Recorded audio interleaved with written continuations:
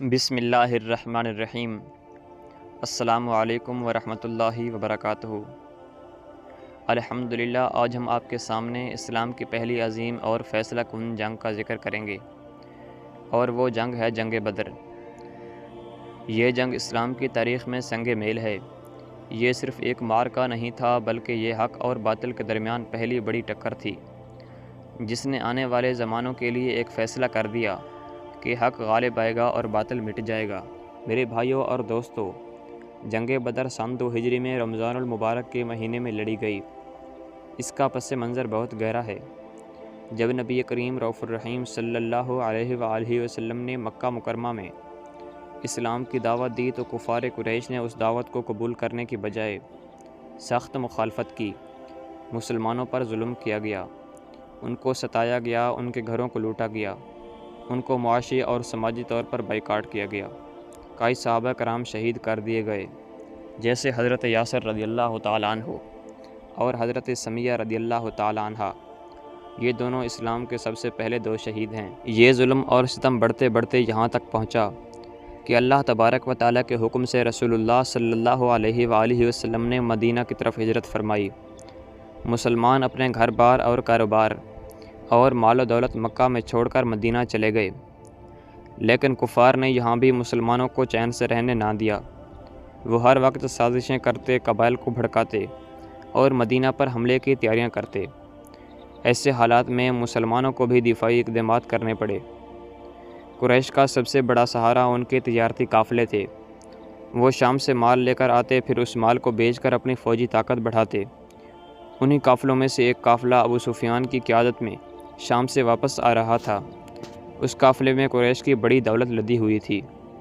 مسلمانوں نے ارادہ کیا کہ اس قافلے کو روک لیا جائے تاکہ قریش کو معاشی دھچکا لگے اور ان کے ظلم کا بدلہ لیا جا سکے۔ ابو سفیان کو یہ خبر ملی تو وہ بہت چالاکی کے ساتھ اپنا قافلہ بچا کر نکل گیا، لیکن مکہ میں جا کر اس نے شور مچا دیا کہ محمد صلی اللہ علیہ وآلہ وسلم نے ہمارے قافلے کو لوٹنے کی کوشش کی ہے۔ اس پر ابو جہل نے قریش کے بڑے بڑے سرداران کو اکٹھا کیا اور 1000 کا لشکر تیار کر کے بدر کی طرف روانہ ہوا۔ دوسری طرف مسلمانوں کے پاس 313 افراد تھے۔ ان کے پاس سامان بھی بہت کم تھا۔ 70 اونٹ تھے اور صرف 2 گھوڑے۔ اکثر صحابہ کرام باری باری اونٹ پر سوار ہوتے اور بعض پیدل چلتے، لیکن ان کے پاس ایمان کی طاقت تھی۔ ان کے دلوں میں یہ یقین تھا کہ اگر اللہ تبارک و تعالیٰ کی مدد شامل ہو گئی تو کوئی طاقت انہیں شکست نہیں دے سکتی۔ رسول اللہ صلی اللہ علیہ وآلہ وسلم نے مدینہ منورہ سے نکلنے کے بعد اپنے ساتھیوں سے مشورہ کیا تو حضرت ابوبکر صدیق رضی اللہ تعالیٰ عنہ اور حضرت فاروق اعظم رضی اللہ تعالیٰ عنہ نے پرعزم الفاظ میں کہا، یا رسول اللہ صلی اللہ علیہ وسلم، ہم آپ کے ساتھ ہیں، آپ جس طرف چلیں گے ہم بھی وہیں چلیں گے۔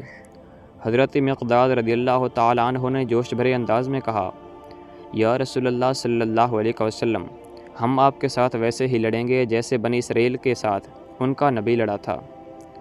پھر انصار کے سردار حضرت سعد بن معاذ کھڑے ہوئے اور کہا، یا رسول اللہ صلی اللہ علیہ وسلم، ہم آپ پر ایمان لائے ہیں، ہم نے آپ کی اطاعت کا وعدہ کیا ہے، آپ ہمیں لے کر اگر سمندر میں کود جائیں تو ہم بھی کود جائیں گے۔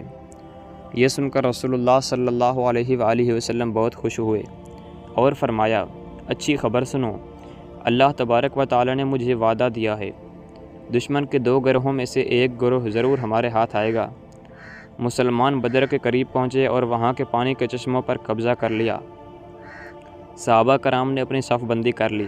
رات کو مسلمانوں نے عبادت میں گزاری، دعائیں مانگیں اور اللہ تبارک و تعالیٰ سے مدد طلب کی۔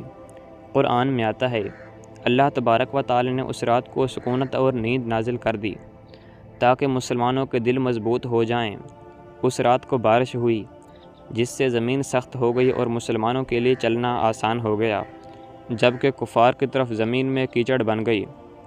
صبح جب دونوں لشکر آمنے سامنے آئے تو میدان بدر ایک عظیم منظر پیش کر رہا تھا۔ ایک طرف 1000 کا لشکر، گھوڑے، اونٹ اور شاندار اسلحہ، اور دوسری طرف صرف 313 افراد، کمزور سامان لیکن ایمان سے دل لبریز تھے۔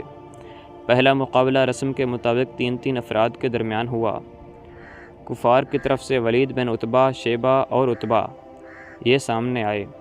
مسلمانوں کی طرف سے حضرت عبیدہ اور حضرت حمزہ اور حضرت علی رضی اللہ تعالیٰ عنہ نکلے۔ میدان میں تلواریں چلیں اور دھوئیں کے بادل اٹھے۔ آخرکار حضرت حمزہ رضی اللہ تعالیٰ عنہ اور حضرت علی رضی اللہ تعالیٰ عنہ نے اپنے حریفوں کو ختم کر دیا اور حضرت عبیدہ رضی اللہ تعالیٰ عنہ زخمی ہوئے، مگر ان کے ساتھیوں نے دشمن کو بھی مار ڈالا۔ پھر عام جنگ شروع ہوئی۔ رسول اللہ صلی اللہ علیہ وآلہ وسلم نے دعا کے لیے ہاتھ اٹھائے اور فرمایا، اے اللہ، اگر یہ جماعت آج ہلاک ہو گئی تو پھر زمین پر تیرا نام لینے والا کوئی نہیں رہے گا، یہاں تک کہ آپ کی چادر مبارک کندھوں سے گر گئی۔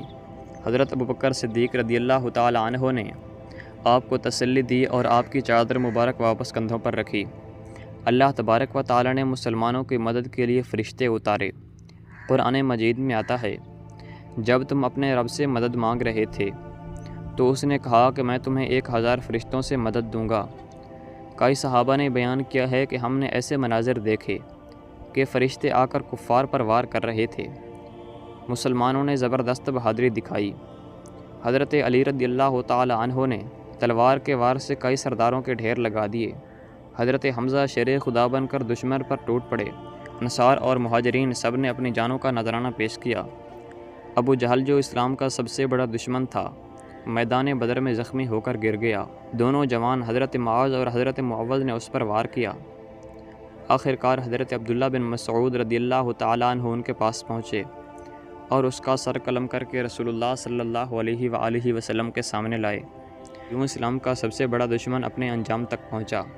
اس جنگ میں قریش کے 70 افراد مارے گئے اور 70 قیدی کیے گئے۔ مسلمانوں کی طرف سے 14 صحابہ کرام شہید ہوئے۔ جنگ ختم ہونے کے بعد قیدیوں کے ساتھ حسن سلوک کیا گیا۔ بعض کو فدیہ لے کر رہا کیا گیا اور جو قیدی پڑھنا لکھنا جانتے تھے ان کو یہ ذمہ داری دی گئی کہ وہ مدینہ میں بچوں کو تعلیم دیں۔ یہ تھا اسلام کا عدل و انصاف کہ دشمن کے قیدی کو بھی علم کا ذریعہ بنا دیا گیا۔ جنگ بدر کے بعد مسلمانوں کی عزت اور وقار بڑھ گیا۔ مدینہ کی ریاست مضبوط ہوئی۔ کفار مکہ پر رعب بیٹھ گیا کہ یہ پہلی فتح تھی جس نے مسلمانوں کو دنیا میں ایک طاقت کے طور پر منوا دیا۔ میرے عزیزو، جنگ بدر ہمیں کئی سبق دیتی ہے۔ پہلا سبق یہ ہے کہ کامیابی کا دار و مدار تعداد پر نہیں بلکہ ایمان پر ہوتا ہے۔ دوسرا سبق یہ ہے کہ قیادت کی اطاعت اور مشاورت میں طاقت ہے۔ تیسرا سبق یہ ہے کہ دشمن کے ساتھ بھی انصاف اور اخلاق کو نہیں چھوڑنا چاہیے۔ اور سب سے بڑا سبق یہ ہے کہ اللہ تبارک و تعالیٰ کی مدد ایمان والوں کے ساتھ ہوتی ہے۔ آج کے دور میں ہمیں بدر کی روح کو زندہ کرنا ہے۔ ہمیں اتحاد قائم کرنا ہے، ایمان کو مضبوط کرنا ہے اور اللہ تبارک و تعالیٰ پر بھروسہ رکھنا ہے۔ اگر ہم یہ کر لیں تو دنیا کی کوئی طاقت ہمیں مغلوب نہیں کر سکتی۔ اللہ تبارک و تعالیٰ ہمیں صحابہ کرام کے نقش قدم پر چلنے کی توفیق دے، ہمیں ایمان و اتحاد عطا فرمائے اور ہمیں اپنے دین کی سربلندی کے لیے قربانی دینے کی توفیق عطا فرمائے۔ وصلی اللہ علی خیر خلقہ محمد وآلہ واصحابہ اجمعین۔ ناظرین و سامعین، اگر آپ کو ہماری ویڈیو اچھی لگی تو چینل کو سبسکرائب کریں اور ساتھ ہی بیل کے آئیکن کو دبانا نہ بھولیں تاکہ آپ تک ہماری ہر نئی آنے والی اسلامک ویڈیو بآسانی پہنچتی رہے۔